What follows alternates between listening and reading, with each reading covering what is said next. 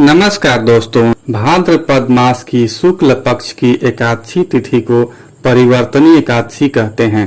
इस दिन भगवान विष्णु के वामन अवतार की पूजा करते हैं। धार्मिक मान्यता के अनुसार आज भगवान विष्णु करवट बदलते हैं, इसलिए इसे परिवर्तनीय एकादशी कहते हैं। इसे वामन एकादशी, पार्श्व एकादशी या जयंती एकादशी भी कहा जाता है। ऐसी मान्यता है कि परिवर्तनीय एकादशी व्रत रखकर भगवान विष्णु की पूजा करने वाले व्यक्ति को सभी पापों से मुक्ति मिलती है और उसे 1000 अश्वमेघ यज्ञ का फल प्राप्त होता है। तो चलिए सुनते हैं परिवर्तनीय एकादशी की व्रत कथा। युधिष्ठिर जी कहने लगे कि हे भगवान, भाद्रपद शुक्ल एकादशी का क्या नाम है, इसकी विधि तथा इसका महात्म्य कृपा करके कहिए। तब भगवान श्री कृष्ण कहने लगे कि इस पुण्य, स्वर्ग और मोक्ष को देने वाली तथा सब पापों का नाश करने वाली उत्तम वामन एकादशी का महात्म्य मैं तुमसे कहता हूँ, तुम ध्यान पूर्वक सुनो।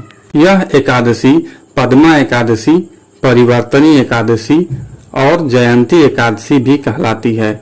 इसका व्रत करने से वाजपेय यज्ञ का फल मिलता है। पापियों के पाप नाश करने के लिए इससे बढ़कर कोई उपाय नहीं। जो मनुष्य इस एकादशी के दिन मेरी वामन रूप की पूजा करता है, उससे तीनों लोग पूज्य होते हैं। अतः मोक्ष की इच्छा करने वाले मनुष्य इस व्रत को अवश्य करें। जो कमल नयन भगवान का कमल से पूजन करते हैं, वे अवश्य भगवान के समीप जाते हैं। जिसने भाद्रपद शुक्ल एकादशी को व्रत और पूजन किया, उसे ब्रह्मा, विष्णु सहित तीनों लोकों का पूजन किया। अतः हरिवासर अर्थात एकादशी का व्रत अवश्य करना चाहिए। इस दिन भगवान करवट लेते हैं, इसलिए इसको परिवर्तनीय एकादशी भी कहते हैं। भगवान के वचन सुनकर युधिष्ठिर बोले कि भगवान, मुझे अति संदेह हो रहा है कि आप किस प्रकार सोते और करवट लेते हैं तथा किस तरह राजा बलि को बांधा और वामन रूप रखकर क्या क्या लीलाएं की। चतुर्मास के व्रत की क्या विधि है तथा आपके शयन करने पर मनुष्य का क्या कर्तव्य है, सो आप मुझसे विस्तार से बताइए। श्री कृष्ण कहने लगे कि हे राजन, अब आप सब पापों को नष्ट करने वाली कथा का श्रवण करें।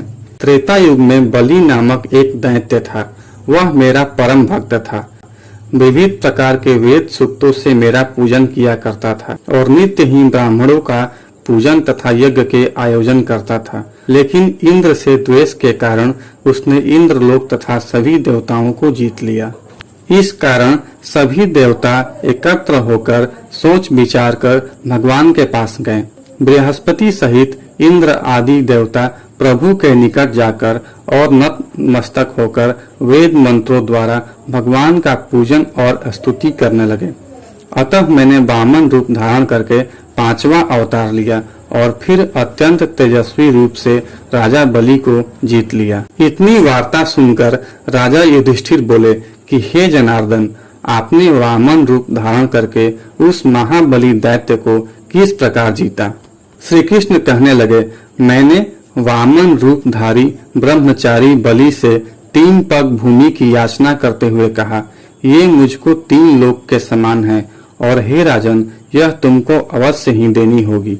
राजा बलि ने इसे तुच्छ याचना समझकर 3 पग भूमि का संकल्प मुझको दे दिया और मैंने अपने त्रिविक्रम रूप को बढ़ाकर यहाँ तक कि भूलोक में पद, भूअरलोक में जंघा, स्वर्गलोक में कमर, महलोक में पेट, जनलोक में हृदय, यमलोक में कंठ की स्थापना कर सत्यलोक में मुख, उसके ऊपर मस्तक स्थापित किया। सूर्य, चंद्रमा आदि सब ग्रह गण, योग, नक्षत्र, इंद्र आदि देवता और शेष आदि सब नाग गणों ने विविध प्रकार से वेद सूक्तों से प्रार्थना की। तब मैंने राजा बलि का हाथ पकड़कर कहा कि हे राजन, एक पद से पृथ्वी, दूसरे से स्वर्गलोक पूर्ण हो गए, अब तीसरा पग कहाँ रखूं।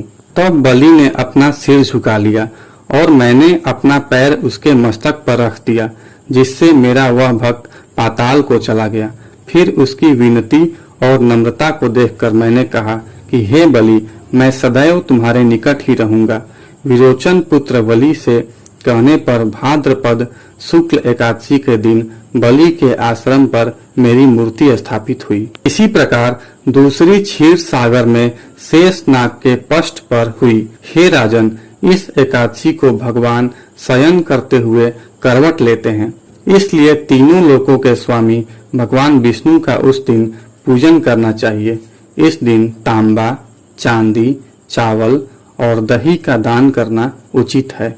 रात्रि को जागरण अवश्य करना चाहिए। जो विधि पूर्वक इस एकादशी का व्रत करते हैं वे सब पापों से मुक्त होकर स्वर्ग में जाकर चंद्रमा के समान प्रकाशित होते हैं और यश पाते हैं। जो पाप नाशक इस कथा को पढ़ते या सुनते हैं उनको 1000 अश्वमेघ यज्ञ का फल प्राप्त होता है। बोलिए श्री विष्णु जी भगवान की जय। यदि आपको यह कथा अच्छी लगी हो तो कमेंट में श्री विष्णु भगवान की जय अवश्य लिखें।